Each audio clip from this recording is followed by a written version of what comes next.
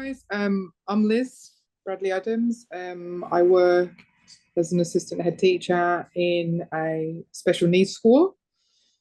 Um, I've been doing part of a safeguarding team, so we automatically become part of the safeguarding team as soon as you become a school leader. And I've been doing that for this is my 9th year now. I work specifically with young people with special needs, and the range is massive.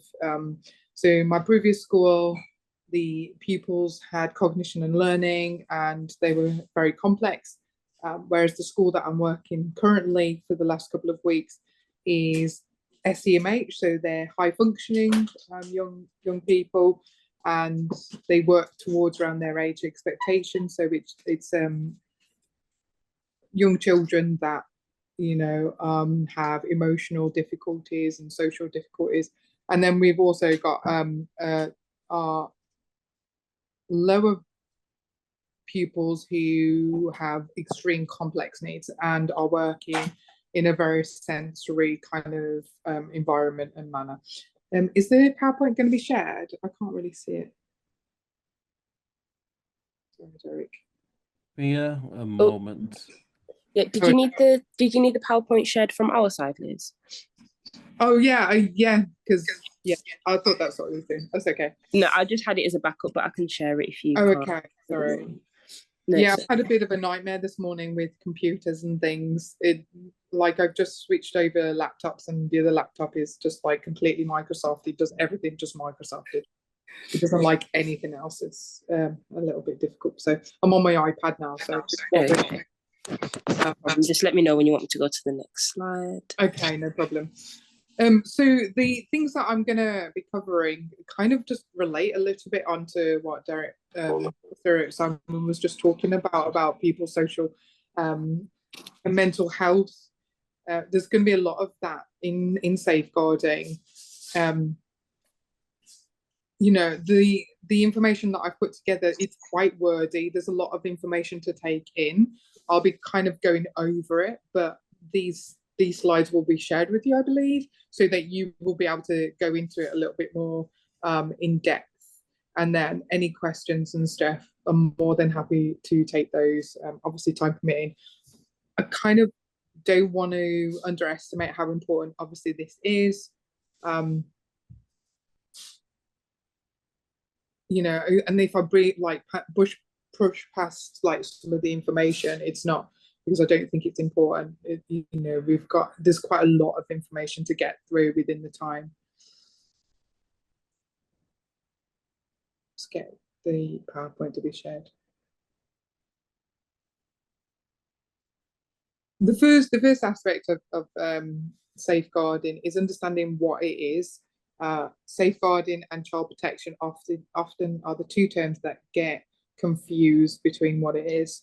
Can we have in the chat people just describe, if we know the differences between the two aspects? Safeguarding, what is safeguarding, and what is child protection? If you can throw some stuff into the chat. Let's see what chat.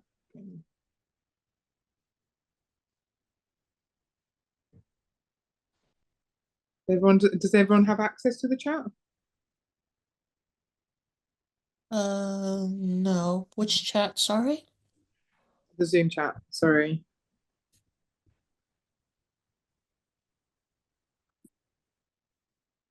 Does anyone want to jump in to say what they know, what safeguarding is compared to what child protection is? What I want to say is that, let me turn my camera back on, sorry. I think safeguarding is about protecting children from any form of harm and danger in schools, or even like youth work, or even churches as well. And for those senior, like older youths working with young people, upcoming young people, it's our job, as youth leaders, to protect them at all costs and keep them safe from any harm and danger. Thank you. And there's some people have been putting stuff in the chat about keeping your child safe, safeguarding process protecting children from all forms of abuse, safeguarding includes all vulnerable adults and abuse from neglect. There's some really good answers.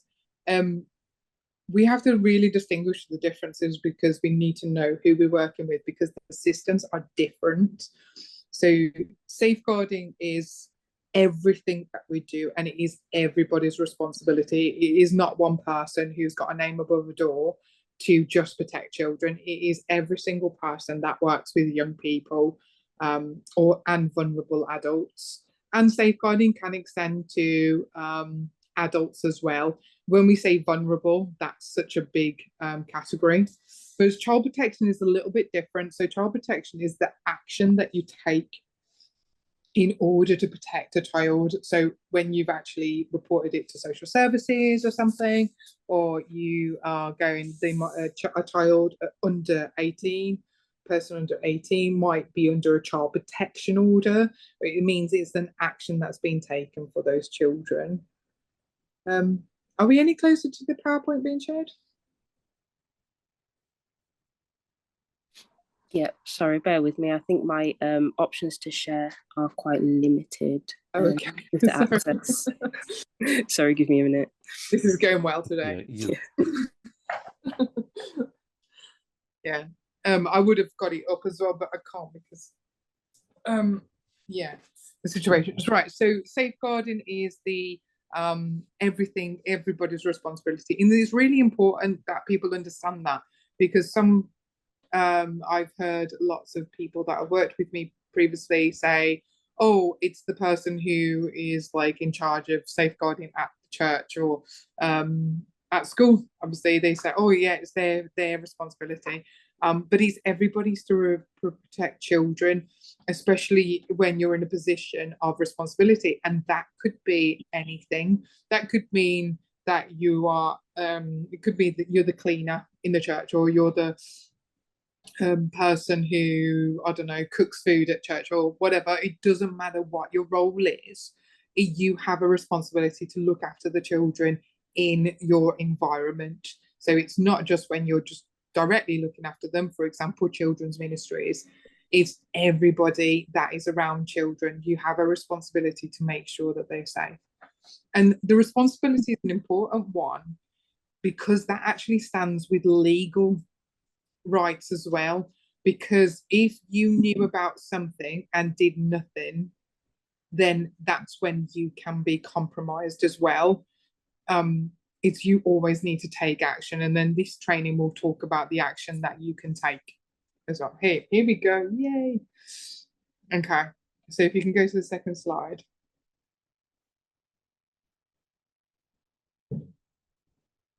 So what is abuse? Abuse, there's lots of words in here as well. I'm not going to read out the whole thing again. So abuse, maltreatment of a child. So here we are specifically talking about young people that are under the age of 18 here, but this does extend to vulnerable adults, and that could be anyone who's struggling with their mental health or has a disability, or a learning disability or a physical disability. So this does extend to that. So we're going to look at the different types of abuse as well. I'm sure people can name lots of different types of abuse and things that have actually happened. Okay, so they've extended the meanings. So we use a document in school called the KISSE, Keeping Children Safe in Education document, and it's been recently updated to talk about abuse in terms of the effects that domestic violence has on a young person or vulnerable adult who lives in that household.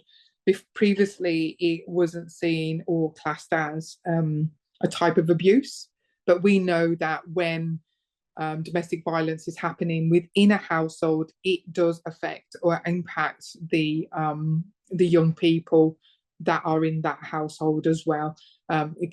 They're much more likely to drop out of school, much more likely to have mental health problems and things like that are associated with domestic abuse that happens in the home. So if we can go to the 4 types of abuse then. Gismere, sorry. Okay, so neglect, a lot of people can pick up on neglect. It's quite an easy one to spot, really, because it's a child or young person, again, that doesn't look like they are meeting the basic expectations. Now, it's really important here that we do not understand that we do not confuse basic expectations with standards. So I might have a standard that I wash 3 times a day. For example, I shower 3 times a day. I don't shower 3 times a day. It depends on what I'm doing.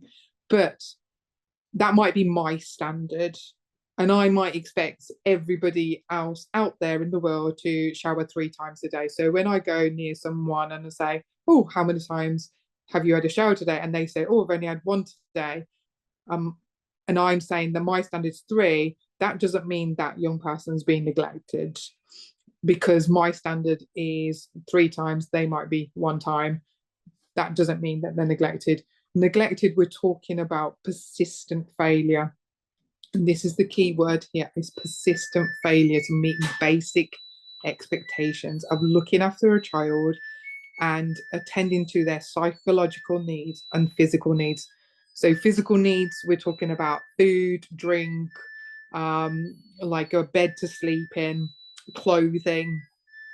And then your psychological needs is being spoken to on a regular basis by your parents or your guardians, not ignored, not locked away, not and in some cases, some horrible cases, tortured by being locked away and withdrawn from the rest of the family in some cases.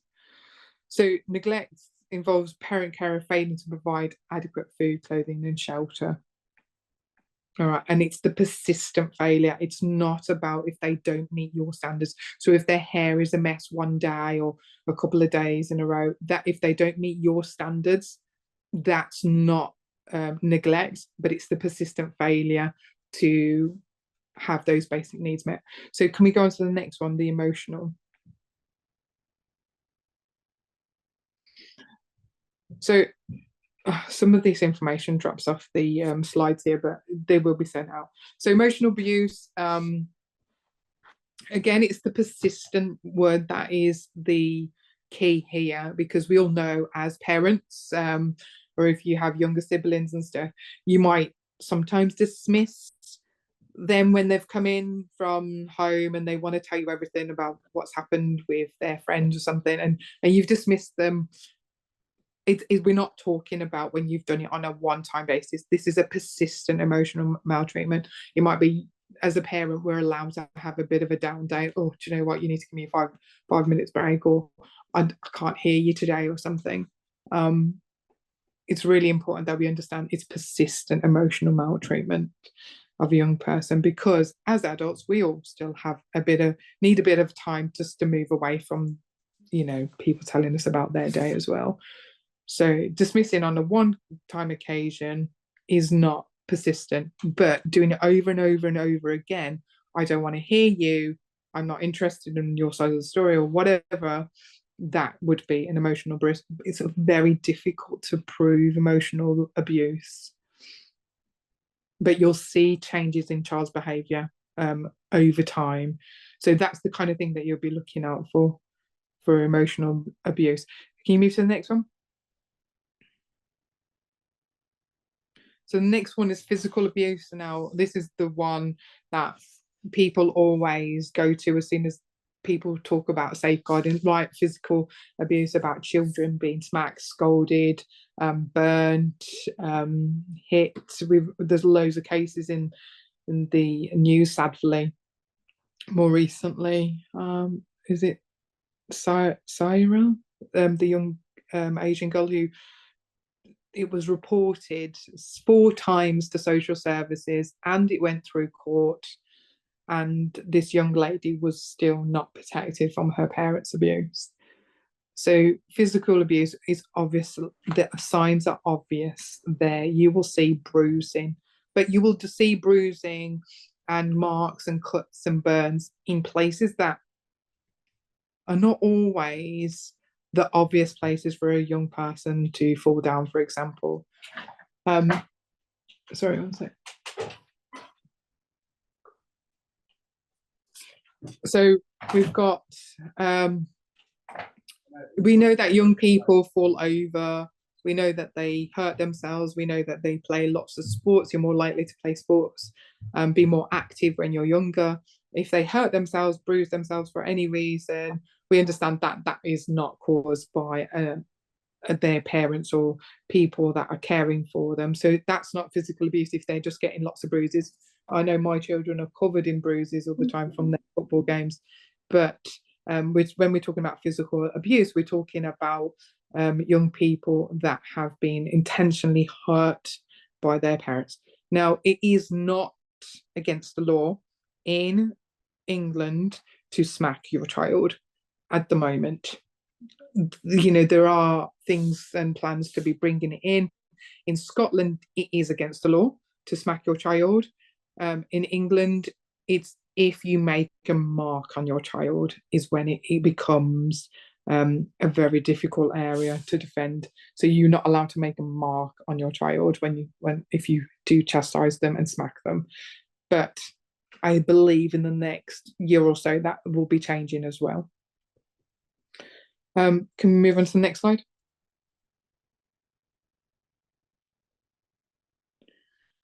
So this is the one that you know it becomes quite difficult to talk about the sexual abuse because it's some cases are just so horrific.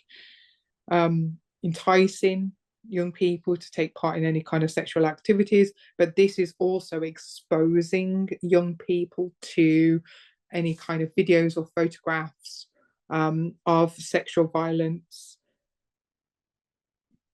you know, and also like involving them in kind of any kind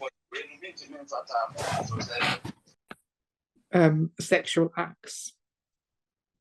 And it has the descriptions there, watching sexual activities. Sometimes people think that if it's on in the background and a child's around, that it's, you know, it's okay. It's not. Those kind of things, you're exposing a young person to information or things that might be beyond their years. And you might see as the signs of sexual abuse, it might be that child comes to church or that young person might be doing things that are not age appropriate, which is the real key here, because we have young teenagers that come to church and they start experimenting with things, with words, with language, with the opposite sex. You know, hormones do come into play. Obviously, we teach them the right way and how to behave, but then is it age related? So if a 7-year-old was coming into church and doing those things and talking and using language which was inappropriate, you'd be asking questions. But obviously teenagers and older people, you would be talking about how to conduct themselves appropriately in social events, and also being very open and talking about these things, so that if they do have questions, they don't experiment on their peers, but asking, you know, but they ask it in a safe environment. Can you move to the next slide?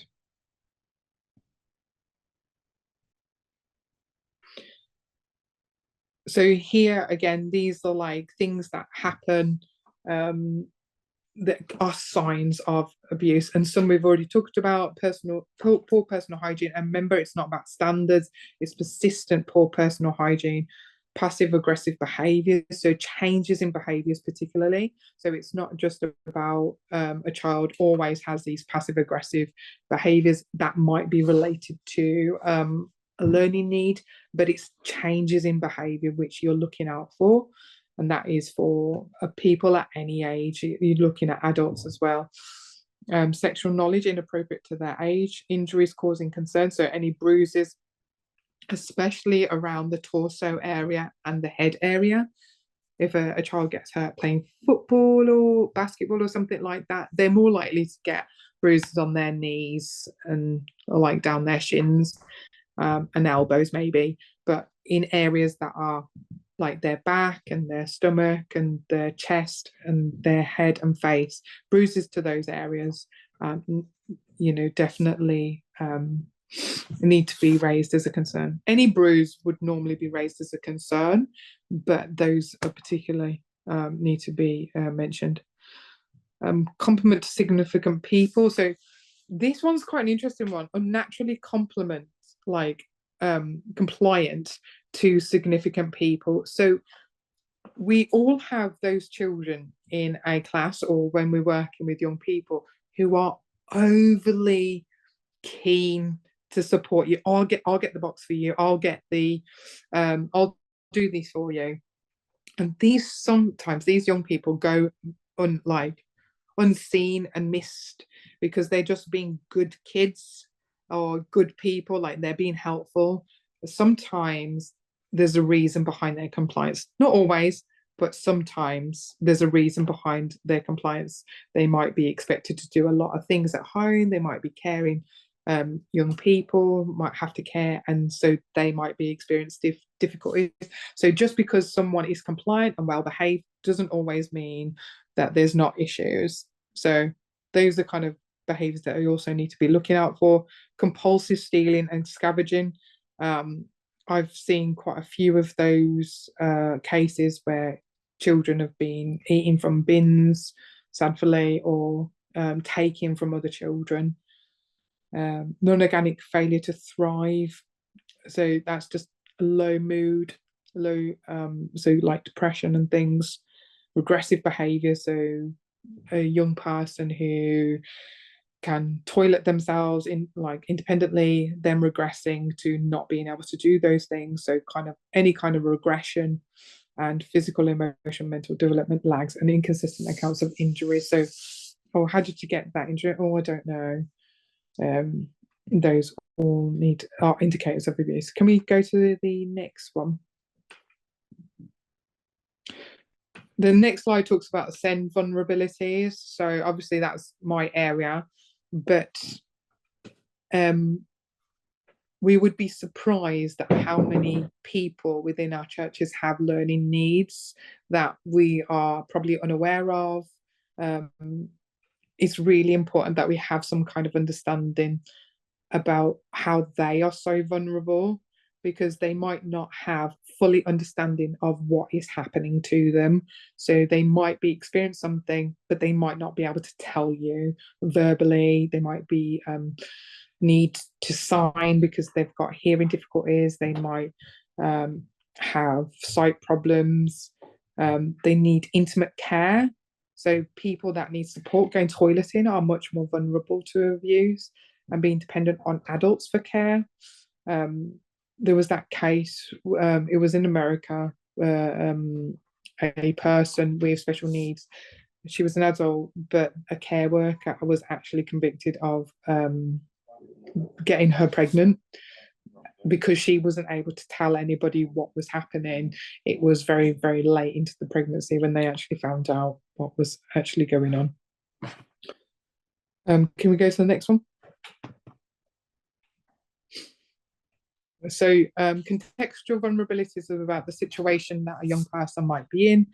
Has a family member in prison or is affected by like a parental offending. So that has an effect on these kind of things here are put our children or our young people up the ladder a little bit in terms of we need to be more aware of the things that are happening in their lives because they're at higher risk of abuse in some form. So lives in challenging family circumstances. For example, they might be considered homeless in temporary accommodation. These are situations that cause high tension in families.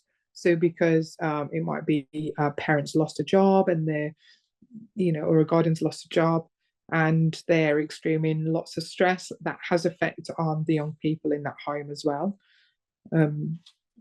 is a risk of honour-based abuse, has a mental health, has had a mental health needs and care, or has is privately fostered. So privately fostered is an arrangement that happens within families, where it might be two sisters, for example, one has a child and they are struggling, and another sister might take on the children. Privately arranged fostering can be difficult because you're not actually taking the child away from the difficult situation with the first parent.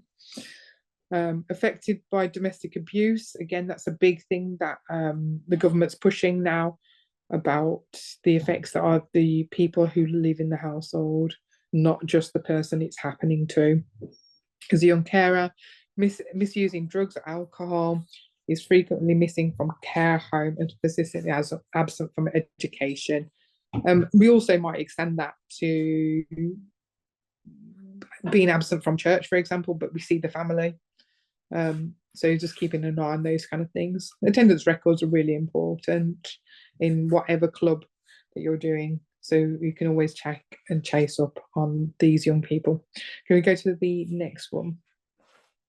I am quite mindful that I've only got, I'm kind of over time. Can I go for another 5 minutes? Is that okay?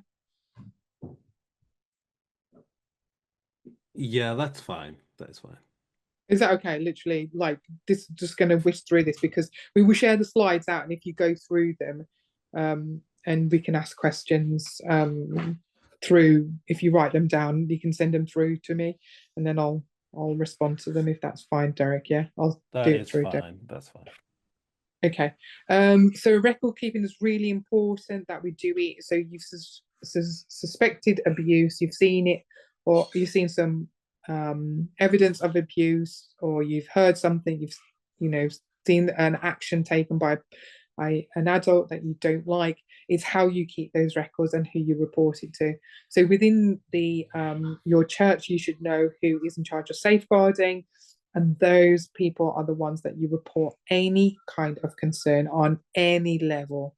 If you suspect something and it doesn't sit quite right, you have to and must, you have a responsibility to report it. So you need to keep accurate records. You need to make sure that you build a picture of what's going on, but not asking leading questions.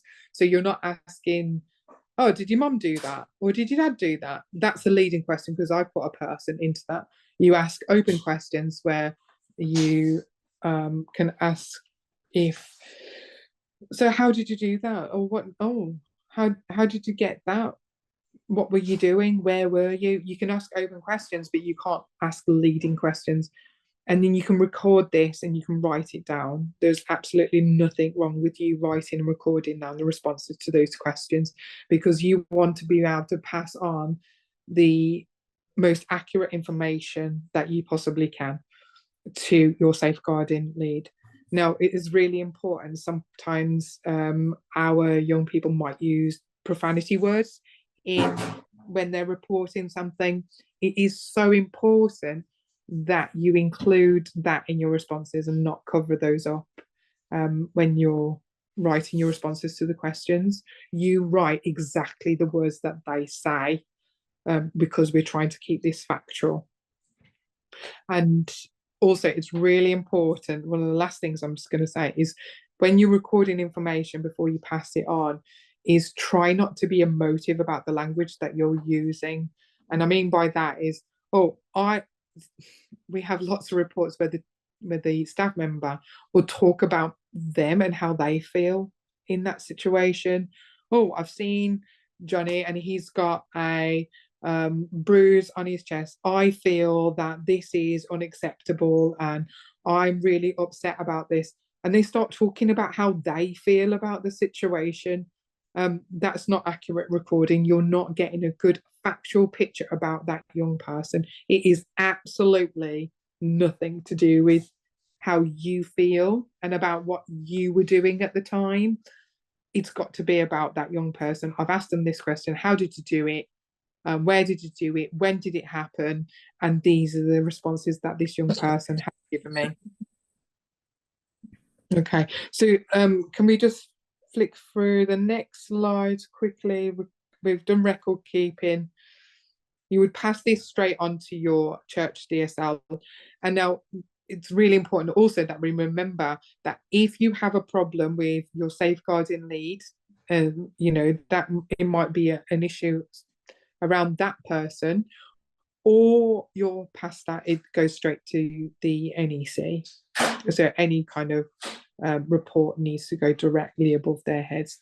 And also, if you are not happy with the action that those people have taken in response to your report, you have every right to go above their heads and do it yourself by calling them. For example, we've got CAS, which is the Birmingham Children's Social Services.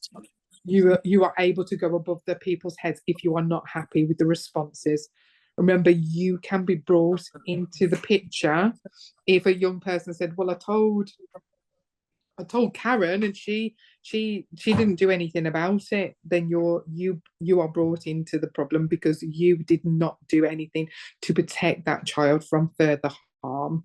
So it is important that you record and that you pass on to the right people, and that if those people do not do what you expect them to do, or the responses that they should have done, or they are not protecting that young person from the harm that they are in and the danger that they are in, you are able to go above their heads and go to the right authorities to get the support, because at the end of the day, the whole thing is about that young person, that vulnerable adult. They are the person that you need to protect at every cost. I'm going to kind of leave it there. Any kind of questions around safeguarding, if you put them through Derek Simon, if you type them up and send them over to him, I will more than happy to respond. There's a lot of information in these slides that will be shared with all of you.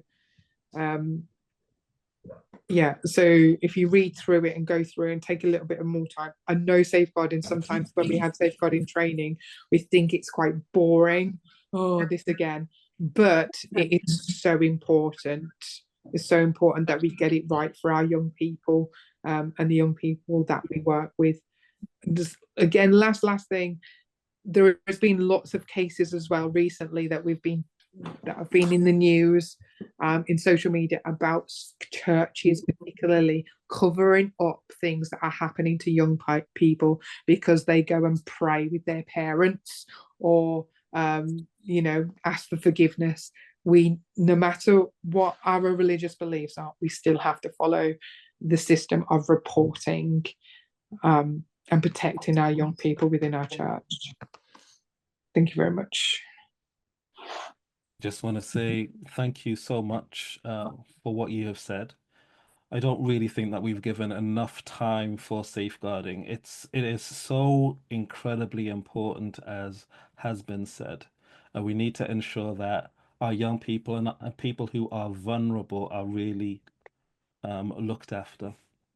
There is just one question, and I don't know if you'll be able to answer this, Liz, but there's a question here. Yeah. It says, I know it's situation specific, but is there any general guidance we can look to with regards to what is an appropriate response, please? An appropriate response to what? Sorry. So I'm assuming that's the whole question that I have. Right. Okay. I haven't Probably really need got a any- little bit more context than that. Yeah. To give a proper answer to that. Yeah. Yeah. So I think what you said, any questions, please forward them to myself. Yeah. Via email. I think it's easier that way. Yeah. There was one question about what was honor-based. I think I've seen that. What was honor-based abuse? Okay. Do you wanna? Yeah. Yeah. So honor-based abuse happens when in families, let's take an Islamic family. It's not typical just to Islamic families. It happens in like Indian families. It happens in lots of different families. where someone is causing shame upon the family. And honor-based abuse might be, I as a mom has arranged for my daughter to get married. She's refusing to get married, and so I'm really upset with her. She's causing shame upon my family. There's another family that might be involved. And so we are like, the young person, the girl who's refusing to get married, is being abused, maybe locked up, maybe prevented from having some of her basic needs met, like food and drink and stuff like that, and clothing. And then in some cases that would lead to being killed because they've brought shame upon their family. So an honor-based abuse is related to bringing shame upon the family and parents abusing that young person until they comply with what they want.